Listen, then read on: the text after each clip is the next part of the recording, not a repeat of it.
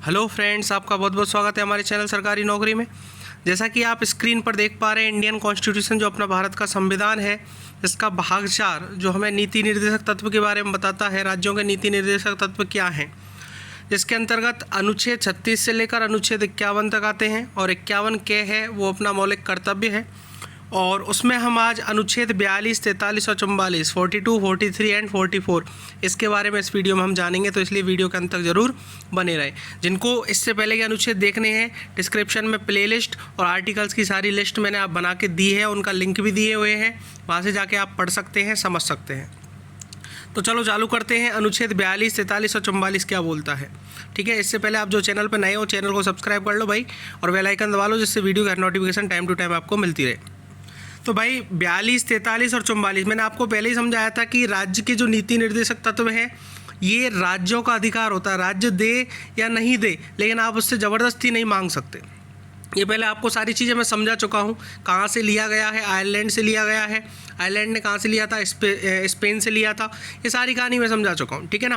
अब हम बात करते हैं अनुच्छेद 42 की। तो मैं एक बार पढ़ के बता देता हूँ कि 42 अनुच्छेद क्या कहता है, उसके बाद आपको इसको एक्सप्लेन भी कर दूँगा। सबसे इंपॉर्टेंट अनुच्छेद है 42 इस राज्य के नीति निर्देशक तत्वों में।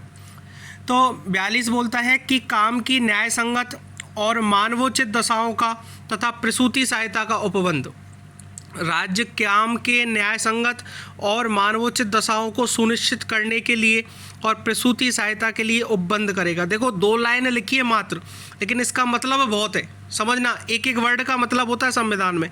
जैसे न्याय संगत का मतलब क्या है, मनोचित दशा का मतलब क्या है, और प्रसूति सहायता से लिए क्या उपबंध कर सकता है। तो ठीक है ना, देखो मैं आपको समझाता हूँ कि न्याय संगत और मनोचित दिशा का मतलब ये है कि कोई भी व्यक्ति है, वो जिस काम के लिए वैलिड है उसे वही काम दिया जाए। जैसे कोई गवर्नमेंट जॉब कर रहा है या किसी कर्मचारी है कहीं का, ठीक है, यदि उसकी तबीयत खराब है और उसको कोई कठिन काम दे रखा है, तो सरकार ऐसी व्यवस्था करेगी उसको न्याय संगत काम दे, ठीक है ना, जो उसके लिए मतलब एक तरह से काम करने लायक हो।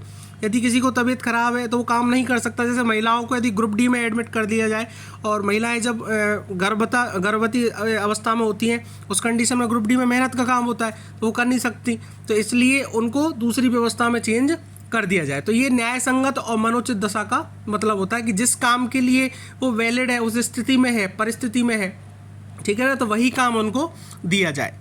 इसके बाद दूसरी बात करें कि प्रसूति सहायता के लिए उपबंध करेगा। तो प्रसूति सहायता के लिए उपबंध कैसे करेगा, जैसे बहुत सारी राज्य सरकारों ने क्या कर रखा है कि डिलीवरी के 3 मंथ पहले और डिलीवरी के 3 मंथ बाद ये छुट्टियां मिलती हैं, ठीक है ना। 6 महीने की जो छुट्टियां देते हैं वो इस अनुच्छेद के तहत देते हैं। लेकिन आप प्रेशर की तरह नहीं मांग सकते गवर्नमेंट से कि आपको प्रसूति सहायता देनी ही पड़ेगी, लेकिन राज्य चाहेगी तो दे भी सकती है और नहीं चाहेगी तो नहीं भी दे सकती है, ठीक है ना। तो डिलीवरी के 3 मंथ पहले और डिलीवरी के 3 मंथ बाद 6 माह के लिए जो छुट्टियां प्रोवाइड कराई जाती है वो इसी अनुच्छेद के तहत कराई जाती है, ठीक है ना। अब तो एक नियम और है इसमें कि जो बच्चा होगा उसका जो पिताजी है, उनके लिए भी जो गवर्नमेंट जॉब में है, तो उनको 15 दिन पहले और 15 दिन बाद छुट्टी दी जाती है 1 महीने के लिए व्यवस्था करने के लिए, ठीक है। तो ये कुछ नियम जो भी दे रखे हैं वो अनुच्छेद 42 के तहत दे रखे हैं। इनकी सैलरी नहीं काटी जाएगी। जैसे आपको एग्जांपल के तौर पे बताऊं कि केरल जो राज्य है, इसमें मंथली 3 दिन के लिए लीव दी जाती है महिलाओं को। मंथली में 3 दिन के लिए लीव दी जाती है महिलाओं के लिए, ठीक है ना, लेकिन और राज्यों में नहीं दी जा सकती। तो इसका मतलब ये नहीं है कि आप अपने राज्य से भी मांगने की कोशिश करें, ठीक है ना। राज्य चाहेगी तो दे भी सकती है, लेकिन राज्य का कर्तव्य है देना, ठीक है। तो ये सब कुछ अनुच्छेद 42 में है कि न्याय संगत, मनोचित दशा और प्रसूति सहायता के लिए उपबंध कराना। इसके बाद बात करें अनुच्छेद 43 में। 43 में बोला गया है कि कर्मकारों के लिए निर्वाह मजदूरी। 43 के मैं समझाऊंगा, उससे पहले 43 समझे पहले। निर्वाह मजदूरी मतलब जो कर्मकारों के लिए निर्वाह मजदूरी का मतलब क्या है कि जो भी व्यक्ति हैं जो काम कर रहे हैं, मैं एक बार पढ़ के बताता हूँ फिर समझाता हूँ। राज्य उपयुक्त विधान या आर्थिक संगठन द्वारा या किसी अन्य रीति से कृषि के, उद्योग के या अन्य प्रकार के सभी कर्मकारों को काम, निर्वाह मजदूरी, शिष्ट जीवन स्तर और अवकाश का संपूर्ण उपभोग सुनिश्चित करने वाली काम की दशाएं तथा सामाजिक और सांस्कृतिक अवसर प्राप्त कराने का प्रयास करेगा, और विशिष्टतया ग्रामों में कुटीर उद्योगों को व्यक्ति या सहकारी अधिकार पर बढ़ाने का प्रयास करेगा। इसका मतलब ये है निर्वाह मजदूरी का मतलब ये होता है भाई कि जो भी व्यक्ति हैं, जैसे अनुच्छेद 23 में आपने देखा बेगारी आप किसी से नहीं करा सकते।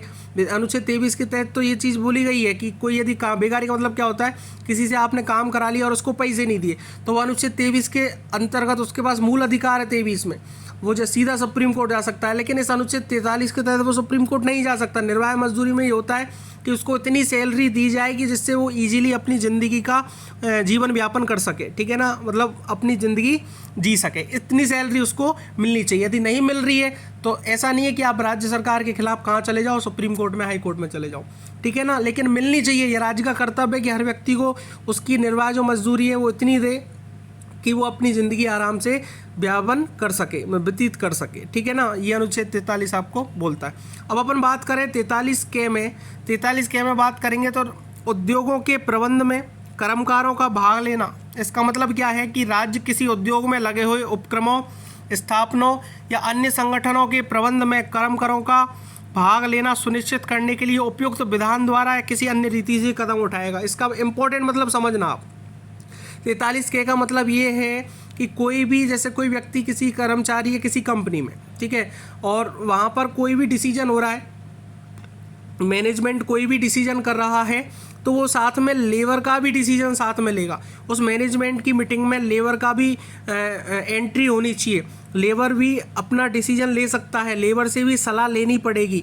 ये कामगारों की भागीदारी का मतलब होता है, ठीक है ना।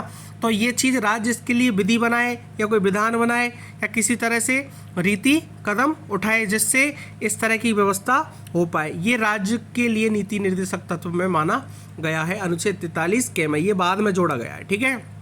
यदि राज्य नहीं भी करता है तो आप उनका कुछ नहीं कर सकते। यदि अपन बात करें 43 ख में, तो भाई 43 ख में ये है कि राज्य सहकारी सोसाइटियों की स्वैच्छिक विरचना और उनके स्वशासी कार्यकरण, लोकतांत्रिक नियंत्रण और वृत्तिक प्रबंधन का संवर्धन करने का प्रयास करेगा। मतलब जो सहकारी सोसाइटी है उनका संवर्धन करेगा, सहकारी सोसाइटी बनाएगा। जैसे कोई राज्य डिसीजन लेती है, देखो समझना मेरा क्या है इसका मतलब कहने का।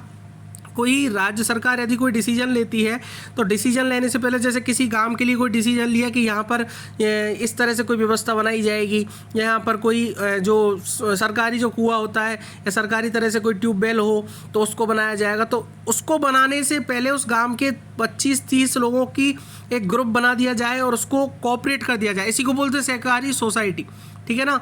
उनको कोऑपरेट कर दिया जाए, उनका ग्रुप बना दिया जाए और ग्रुप बनाने के बाद उनसे सलाह ली जाए, ठीक है। सलाह लेने के बाद फिर गवर्नमेंट को डिसीजन करना चाहिए। ये राज्य सरकार का कर्तव्य, ठीक है ना। ये अनुच्छेद आपके 43 ख में बताया गया है। अब अनुच्छेद 44 की बात करें तो नागरिकों के लिए एक समान सिविल संहिता। राज्य भारत के समस्त राज्य क्षेत्र में नागरिकों के लिए एक समान सिविल संहिता प्राप्त कराने का प्रयास करेगा। जैसे समान सिविल संहिता क्या होती है, जैसे इसमें बहुत सारी चीज़ें होती है कि जो विवाह है, तलाक है या वसीयत है या फिर किसी को गोद लेना। जैसे गोद लेने में होता है कि ऐसा थोड़ी है कि आप 25 साल की उम्र के हो और किसी को गोद लेना, आपने 23 साल का लड़का गोद ले लिया, लड़की गोद ले ली, तो ऐसा पॉसिबल थोड़ी है। गोद लेना उसी हिसाब से नियम बनाएगा। वसीयत मतलब किसको वसीयत देनी है, अपने बेटे को देनी है या फिर अपने नाती को देनी है, तो वो वसीयत उसी हिसाब से बने। तलाक का जो भी मामला है, हिंदू हो मुस्लिम हो, उनके धर्म के नाम पर कोई छेड़छाड़ नहीं होगी। साफ बोला सुप्रीम कोर्ट ने, धर्म के नाम पर कोई छेड़छाड़ नहीं की जाएगी, लेकिन कानून समान रहना चाहिए। विवाह के लिए कानून समान रहना चाहिए। यदि कोई हिंदू पुरुष है वो 2 शादी करता है और मुस्लिम पुरुष है 2 शादी करता है, तो उनको कानून समान रखो। तलाक के लिए भी स्थिति कानून की, हिंदू हो मुस्लिम हो ईसाई हो सिख को, सबके लिए समान रखो। इसको बोलते हैं समान सिविल संहिता, ठीक है ना। तो ये लागू करने के लिए राज्य सरकार क्या करेगी, प्रयास करेगी। ये राज्य के नीति निर्देशक तत्वों में बताया गया है। तो इस तरह से अनुच्छेद 42, 43 और 44 यहाँ पर कंप्लीट होते हैं। जिनको कुछ अच्छा लगा हो तो लाइक करें, और कोई किसी तरह का कोई डाउट रह रहा हो तो कोई कमेंट करके आप बता सकते हैं, मैं उसका सॉल्यूशन प्रोवाइड करूँगा। और कोई चीज़ की यदि कमी दिख रही है तो वो भी आप बता सकते हैं, उसको नेक्स्ट वीडियो में सुधारा जाएगा। Thank you very much.